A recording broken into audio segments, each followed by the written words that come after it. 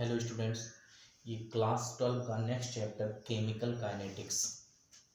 Chemical kinetics chapter को पढ़ने से पहले हमको कुछ जनरल इस चैप्टर से रिलेटेड कुछ जनरल टर्म्स को जानना है, उसके बारे में पहले बताते हैं। सबसे पहले सिंपल जानते हैं हम लोग अभिक्रिया क्या होती है, जिसको क्या कहते हैं, रिएक्शंस।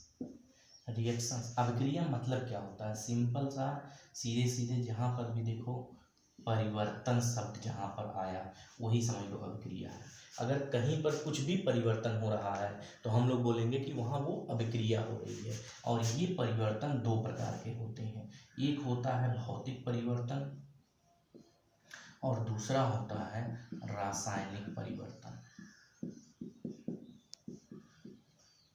भौतिक परिवर्तन का मतलब अगर भौतिक अवस्था में परिवर्तन हो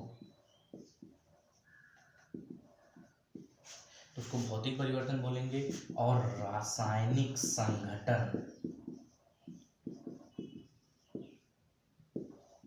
में अगर परिवर्तन हो तो उसे रासायनिक परिवर्तन। संघटन मतलब बनावट, जैसे नमक का फार्मूला NaCl, इसका रासायनिक संगठन जो है वो 1:1 का है। किसका किसका, Na और Cl का, मतलब सोडियम और क्लोरीन का।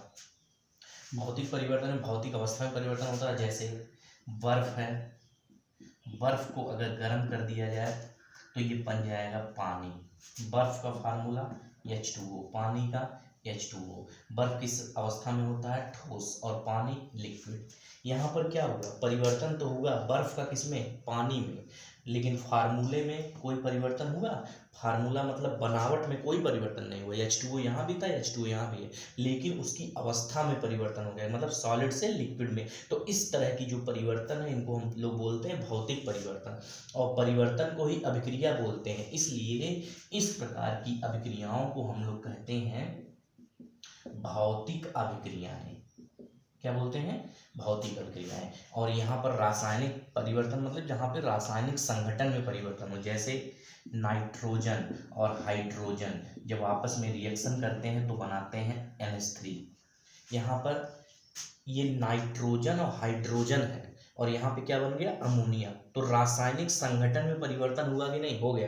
पहले नाइट्रोजन था और हाइड्रोजन दोनों अलग अलग थे, अब ये मिलकर एक नए यौगिक का निर्माण किया, अमोनिया, जिसमें नाइट्रोजन हाइड्रोजन का अनुपात कुछ और है, इसमें अनुपात कुछ और है। यहाँ पर रासायनिक परिवर्तन हुआ, अतः इस रासायनिक परिवर्तन को ही बोलते हैं रासायनिक अभिक्रिया बोलते हैं।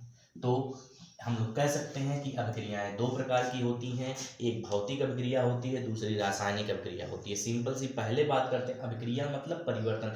जहाँ पे भी परिवर्तन दिखा समझ लो वही अभिक्रिया हुई। जैसे हम लोग घर पे हैं, चले गए बाहर कहीं पर, तो यहाँ से वहाँ गए, मतलब हमारे अवस्था में परिवर्तन हुआ, वो भी एक अभिक्रिया। हमारा हाथ नीचे है, ऊपर जा रहा है, ऊपर से नीचे आ रहा है। ये क्यों आ जा रहा है, क्योंकि अभिक्रियाएं हमारे शरीर के अंदर होती हैं, और जब ये अभिक्रियाएं या परिवर्तन का होना बंद होता है तो उसी को कहते हैं कि व्यक्ति का डेथ हो गया। जब एक बार डेथ हो जाता है, न तो हिलता है, न डुलता है, न बोलता, न खाता है, न पीता, न दौड़ता, कुछ करता है। तो अभिक्रिया का मतलब सीधे सीधे परिवर्तन। दो प्रकार का, भौतिक परिवर्तन और रासायनिक परिवर्तन। भौतिक परिवर्तन द्वारा जो अभिक्रिया संपन्न होती है उसको भौतिक अभिक्रिया बोलते हैं, रासायनिक परिवर्तन द्वारा जो अभिक्रियाएं संपन्न होती है उसको रासायनिक अभिक्रियाएं बोलते हैं। तो ये तो बातें हैं, हम लोग पढ़ रहे हैं रसायन विज्ञान। तो रसायन विज्ञान में भौतिक अभिक्रियाओं का उतना महत्व नहीं होता है जितना कि रासायनिक अभिक्रियाओं का महत्व होता है। तो हम लोग रासायनिक अभिक्रियाओं से संबंधित ही बात करेंगे। तो सबसे पहले ये जो रासायनिक अभिक्रिया है, अभिक्रिया का मतलब परिवर्तन, और कोई भी परिवर्तन होगा तो एक स्टेप से दूसरे स्टेप, तीसरे स्टेप, चौथे स्टेप। तो परिवर्तन का मतलब कब होता है परिवर्तन, जब कुछ चलता फिरता हो तभी तो परिवर्तन होगा।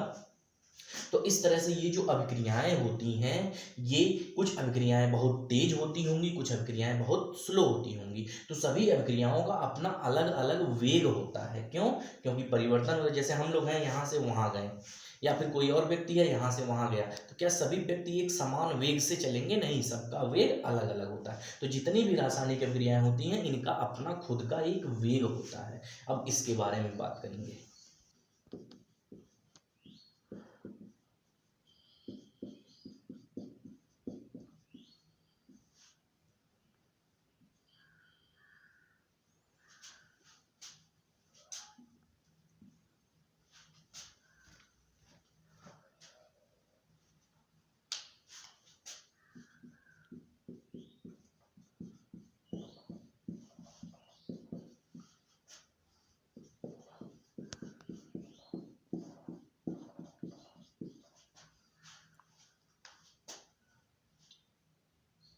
तो हमने बात किया रासायनिक अपक्रिया या फिर उसी कह सकते हैं रासायनिक परिवर्तन, रसायनों में हुआ परिवर्तन। जैसे N2 और H2 थे, आपस में परिवर्तित होकर क्या बना है, NH3। तो ये N2 और H2 परिवर्तित होकर NH3 बना, तो इनके परिवर्तित होने में कुछ समय लगा होगा ना, या किसी स्पीड से हुए होंगे। जैसे H2 और Cl2 आपस में क्रिया करके क्या बना लिए, HCl। तो ये एक दूसरे से तीसरे में परिवर्तित हो गए, ये दो थे तीसरे में परिवर्तित हो गए। तो ये रासायनिक परिवर्तन या रासायनिक वेग अलग अलग होता है। ये N2 या H2 ये सब के सब रसायन है। तो बार बार जब कभी भी हम लोग नाम सुनते हैं रसायन, तो दिमाग में ये आता है कि रसायन कोई बड़ा पार्ट नहीं, रसायन हमारे अगल बगल जो भी दिख रहा है सब रसायन। जैसे पानी पीते हैं हम लोग H2O, वो भी एक रसायन है। हमारे चारों तरफ ऑक्सीजन जिसे सांस लेते हैं वो भी एक रसायन है। ये लकड़ी बना, दरवाजा जिसका बना हुआ लकड़ी उसका अपर मतलब कार्बन का बना हुआ है, तो कार्बन भी एक रसायन है। ये बोर्ड भी रसायनों का बना हुआ है, चेयर प्लास्टिक एथिलीन से बना, वो भी रसायन है। तो रसायन हमारे अगल बगल की जो भी चीजें इधर उधर हैं वो सब की सब रसायनों से मिलकर बनी है। तो रसायन कोई बड़ा टॉपिक नहीं है, ये सब के सब क्या है, रसायन है। तो यही रसायन, जैसे N2 भी रसायन है, H2 भी रसायन है, ये रसायन का किसी दूसरे रसायन में परिवर्तन हुआ, इसलिए इसका नाम पड़ता है रासायनिक परिवर्तन। और परिवर्तन को ही अभिक्रिया बोलते हैं, इसलिए इसको कहते हैं रासायनिक अभिक्रिया। तो जितनी भी रासायनिक अभिक्रियाएं होती हैं सब अपने अपने वेग से होती हैं। तो यहाँ पर हम अब आते हैं अपने चैप्टर पे जिसका नाम है केमिकल काइनेटिक्स।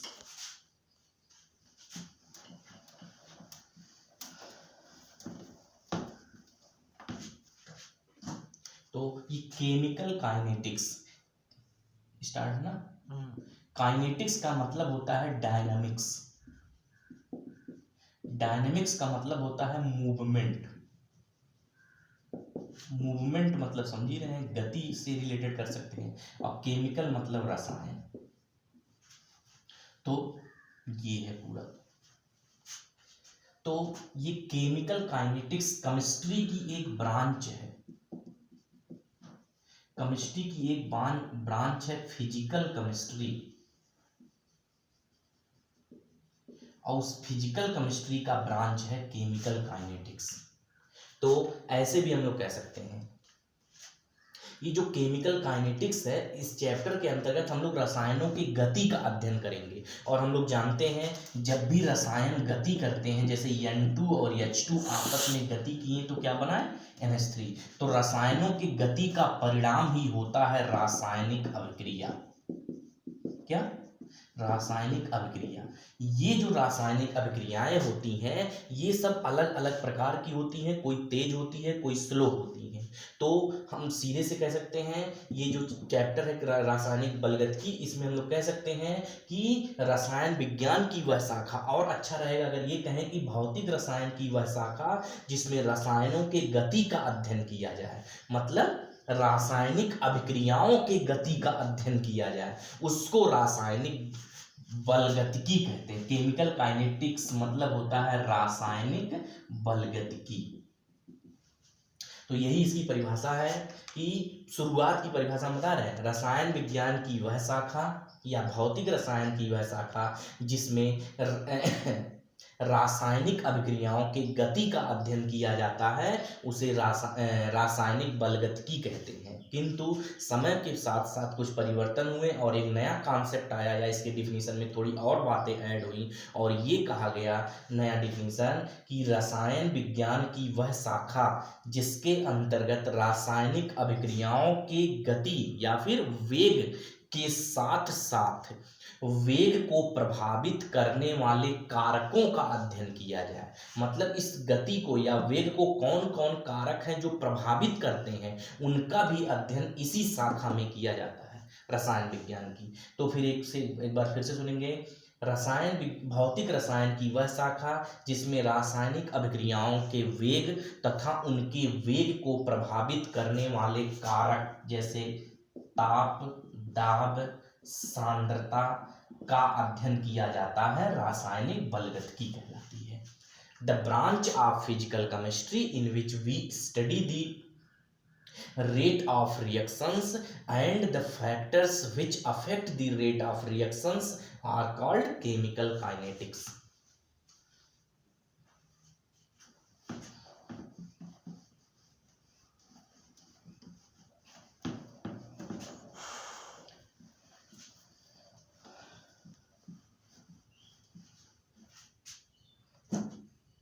बंद हो भाई, बंद है ना, बंद है।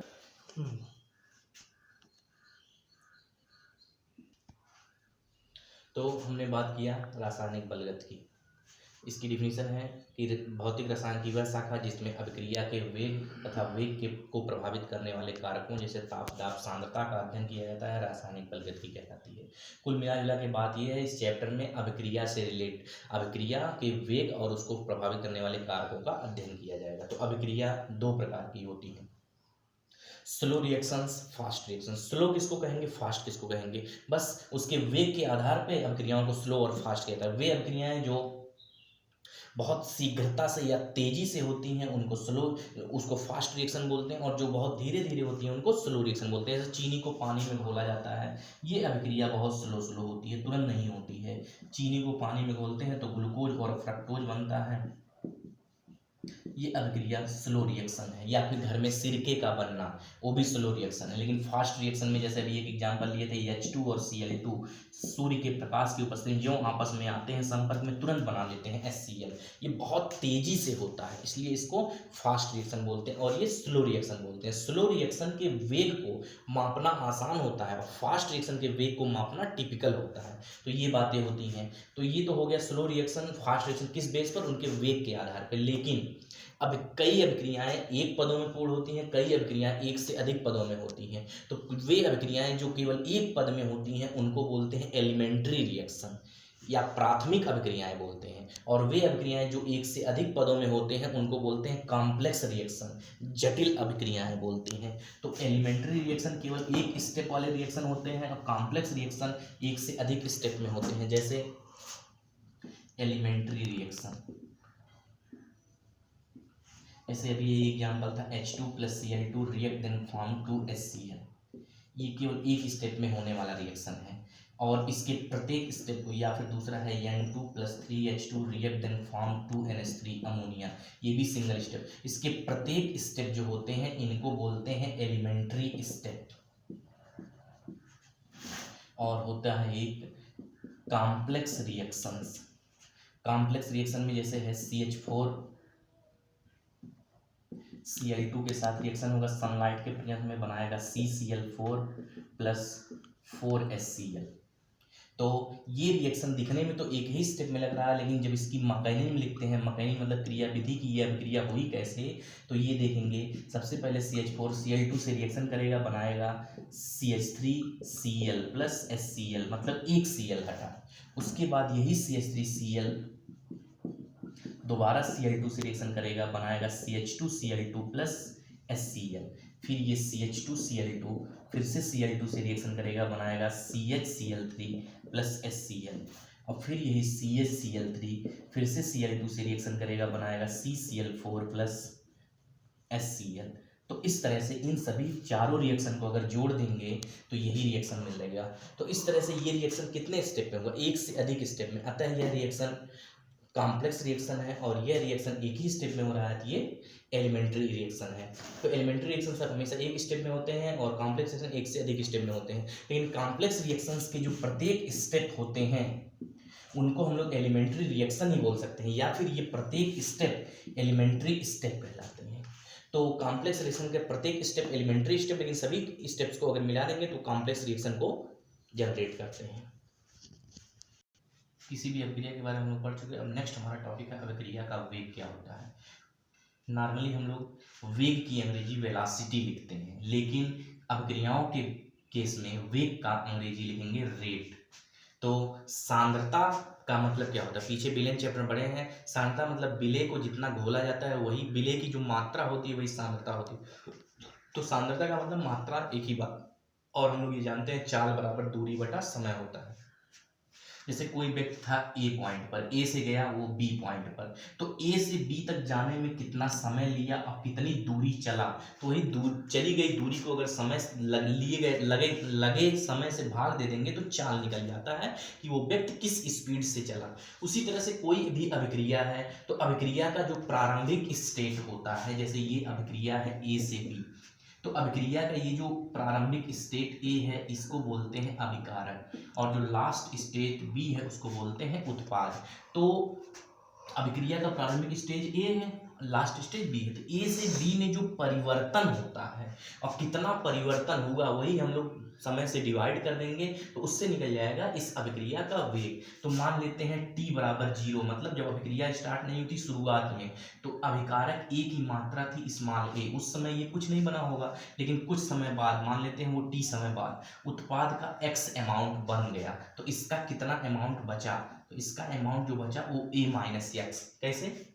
यक्स जो बना है ए से ही तो बना है, ये जितना बनेगा ये इतना घटेगा, तो कितना परिवर्तन हुआ सांद्रता में एक्स अमाउंट। तो वही जैसे यहाँ पे चाल निकालते हैं किसी व्यक्ति की, तो अभिक्रिया का अगर वेग निकाला जाएगा तो वेग बराबर होगा उत्पाद जितना बना, या फिर कह सकते हैं अभिकारक जितना खर्च हुआ। यहाँ लिख सकते हैं उत्पाद ऑब्लिक अभिकारक की सांद्रता में परिवर्तन बटे लगा समय। तो अभिकारक या उत्पाद की सांद्रता में परिवर्तन, उत्पाद की सांद्रता में कितना परिवर्तन हुआ था, 0 था, कितना हुआ x, या फिर अभिकारक में कितना परिवर्तन हुआ, इसमें भी x हुआ। कैसे? a माइनस ब्रैकेट में a माइनस x, परिवर्तन ऐसे ही निकालेंगे ना, तो जब कराएंगे a से a कट जाएगा, बचेगा क्या, x, तो परिवर्तन कितना हुआ x, और लगा समय कितना है t, ये है वेग। तो ये परिवर्तन को हमेशा स्मॉल डी लिखते हैं, और समय में भी बहुत छोटा परिवर्तन हुआ इसलिए dt लिखेंगे। इस तरह से वेग बराबर हो गया dx अपान dt। ये d कब लगता है, जब बड़ा परिवर्तन होता है तो डेल्टा लगाते हैं, उससे छोटा परिवर्तन होता है तो d लगाते हैं, उससे छोटा परिवर्तन होता है तो डेल लगाते हैं। ये लिखने का तरीका है। तो यहाँ पर हो गया वेग। इस अभिक्रिया का वेग कैसे निकालेंगे, अब उत्पाद या अभिकारक की सांद्रता में जितना परिवर्तन होगा समय से भाग दे देंगे, वो निकल जाएगा वेग। या फिर ऐसे भी लिख सकते हैं, वेग बराबर किसकी सांद्रता में परिवर्तन हुआ, उत्पाद की सांद्रता में हुई वृद्धि बटा लगा समय। तो यहां उत्पाद की सांद्रता में वृद्धि हुई है, वृद्धि मतलब प्लस चिन्ह। कितनी वृद्धि हुई है, उत्पाद की सांद्रता में वृद्धि हुई। उत्पाद की सांद्रता को हम लिखेंगे कैपिटल बी, पीछे बढ़ाया गया 11th में, और लगा समय कितना है t है, परिवर्तन थोड़ा उसलिए d लगा देंगे, ये d लगा देंगे, और वेग को हम लोग जान रहे हैं, लिख रहे हैं dx अपान dt यहां से। और इसको दूसरे से अभिकारक के टर्म में लिख सकते हैं, वेग बराबर अभिकारक की सांद्रता में कमी बटा लगा समय। तो वेग मतलब dx अपान dt, ये कमी हुई है इसलिए माइनस चिन्ह, किसकी सांद्रता में, अभिकारक मतलब a की सांद्रता में, और समय t है, इसके आगे d लगा देंगे। तो इस तरह से ये निकल जाएगा dx बटा dt बराबर माइनस da अपान dt, या dx बटा dt बराबर प्लस dp अपान dt। इसको एक साथ समराइज करके हम लोग इस तरह से भी लिख सकते हैं। तो इस तरह से पूरा डिटेल निकल कर आया कि किसी भी अभिक्रिया का वेग जो होता है वो उत्पाद की सांद्रता में होने वाली वृद्धि या अभिकारक की सांद्रता में होने वाली वृद्धि के बराबर होता है। या फिर जनरल ये था, वेग बराबर था अभिकारक अथवा उत्पाद की सांद्रता में परिवर्तन बटा लगा समय। यदि यही जो लगा समय है ये इकाई हो जाए, इकाई मतलब 1 सेकेंड हो जाए, तो वेग बराबर क्या होगा, अभिकारक अथवा उत्पाद की सांद्रता में परिवर्तन। तो ये अभिक्रिया के वेग की डिफिनीशन क्या होगी, इकाई समय में अभिकारक अथवा उत्पाद की सांद्रता में होने वाला परिवर्तन ही अभिक्रिया का वेग कहलाता है। बस ये डिफिनीशन है अभिक्रिया का वेग। क्या है कि यदि कोई भी अभिक्रिया हो रही है उसमें लगा समय एकांक हो, इकाई हो, तो अभिकारक या उत्पाद की सांद्रता में जितना परिवर्तन होगा वही अभिक्रिया का वेग कहलाएगा। अब अगला पॉइंट है वेग का मात्रक। वेग का मात्रक निकालने का है। उत्पाद की सांद्रता में परिवर्तन, किसमें परिवर्तन, सांद्रता, और सांद्रता का मात्रक होता है मोल प्रति लीटर, इसको रट डालें सब लोग जानते भी हैं। और समय का मात्रक होता है सेकंड, तो इसको निकालेंगे क्या हो जाएगा, mole into litre inverse into second inverse, ये मात्रक है वेग का। तो बहुविकल्पी क्वेश्चन एग्जाम्स में बनते हैं। अभिक्रिया के वेग का मात्रक होता है तो सीधे लिखेंगे mole litre inverse second inverse, ये इतना है अभिक्रिया का वेग। ये है हम लोग 11th में पढ़े हैं, जानते हैं अभिक्रियाएं दो प्रकार की होती है, एक अनुत्क्रमणीय अभिक्रिया, दूसरी उत्क्रमणीय। अनुत्क्रमणीय अभिक्रिया मतलब जो केवल एक दिशा में होती है, उत्क्रमणीय अभिक्रिया जो दोनों दिशाओं में होती है। ये ए से बी का बनना अग्र अभिक्रिया कहलाता है और बी से ए का बनना विपरीत अभिक्रिया कहलाता है। तो ये सब भी अभिक्रिया है, तो अभिक्रिया है तो इनका भी अपना अपना वेग होगा। हम लोग जानते हैं शुरुआत में किसको लेते हैं, अभिकारक को। अभिकारक से क्या बनता रहता है, उत्पाद, तो अभिकारक से उत्पाद लगातार बनता रहता है। अनुत्क्रमणीय अभिक्रियाओं में एक स्थिति ऐसी आती है कि अभिकारक पूरा खत्म हो जाता है और पूरा का पूरा उत्पाद में परिवर्तित हो जाता है, लेकिन शुरुआत में ए की मात्रा अधिक होने के कारण अभिक्रिया का वेग अधिक होता है, लेकिन जैसे जैसे ए की मात्रा घटती जाती है अभिक्रिया का वेग लगातार घटता जाता है। यहाँ पर आते हैं, यहाँ पे भी शुरुआत में अभिकारक ए अधिक होता है इसलिए अग्र अभिक्रिया का वेग अधिक होता है, लेकिन जैसे जैसे समय बीतता है ए का अमाउंट घटता जाता है और बी का अमाउंट बढ़ता जाता है। तो इस तरह से अग्र अभिक्रिया का वेग घटता जाता है और विपरीत अभिक्रिया का वेग बढ़ता जाता है। इस तरह से इसके लिए एक ग्राफ प्लॉट किया गया यहाँ पर। यदि यह हो अभिक्रिया का वेग मतलब dx/dt और ये हो प्रोग्रेस ऑफ रिएक्शन मतलब अभिक्रिया के बढ़ने का दर, प्रोग्रेस ऑफ रिएक्शन मतलब अभिक्रिया कैसे किस स्पीड से आगे बढ़ रही है, तो ये ग्राफ कुछ इस तरह का आता है। मतलब ये प्रोग्रेस ऑफ रिएक्शन को बोल सकते हैं इस तरह से टाइम t है। अभिक्रिया के वेग और समय के लिए जब समय शुरुआत में कम था या फिर अभी शुरुआत में यहाँ पे होगा ना t=0 उस समय अभिकारक का अमाउंट अधिक होगा। जब अभिकारक का अमाउंट अधिक है तो उस समय वेग बहुत तेजी से मतलब वो अभिक्रिया का वेग अधिक है, लेकिन जैसे ही समय बढ़ता जाता है अभिक्रिया का वेग लगातार घटता जाता है। एक दूसरा ग्राफ है यहाँ पर, ये है वेग dx/dt और ये है प्रोग्रेस ऑफ रिएक्शन टाइम मान सकते हैं। ये दो ग्राफ ऐसे आता है, ये है बैकवर्ड रिएक्शन के लिए, विपरीत अभिक्रिया के लिए, और ये है फॉरवर्ड रिएक्शन के लिए, अग्र अभिक्रिया के लिए। dx/dt t के बीच में ग्राफ खींचेंगे तो शुरुआत में जब समय कम है यहाँ पर तो देखेंगे अग्र अभिक्रिया का वेग अधिकतम है और जैसे जैसे समय बढ़ता जाता है अभिक्रिया का अग्र अभिक्रिया का वेग लगातार घटता जाता है, लेकिन उसी समय जब समय कम है उस समय विपरीत अभिक्रिया का वेग कम है और लेकिन जैसे जैसे समय बढ़ता है विपरीत अभिक्रिया का वेग बढ़ता जाता है। इन दोनों ग्राफों को देखेंगे समझेंगे समझ में आएगा। यहाँ पर बात है कि अभिक्रिया का वेग और समय के बीच में जब ग्राफ प्लॉट करेंगे तो हम लोग देखते हैं समय जब कम रहता है मतलब शुरुआत में अभिक्रिया का वेग अधिकतम होता है, लेकिन समय के बढ़ने के साथ अभिक्रिया का वेग लगातार घटता जाता है। और ये दूसरा ग्राफ है फॉरवर्ड और बैकवर्ड रिएक्शन मतलब उत्क्रमणीय अभिक्रियाओं के लिए। शुरुआत में अग्र अभिक्रिया का वेग अधिकतम होगा और जैसे जैसे टाइम बढ़ता जाएगा अग्र अभिक्रिया का वेग घटता जाएगा, और विपरीत अभिक्रिया का वेग शुरुआत में कम होगा लेकिन जैसे जैसे वेग बढ़ता जाएगा अभिक्रिया का वेग बढ़ता जाता है।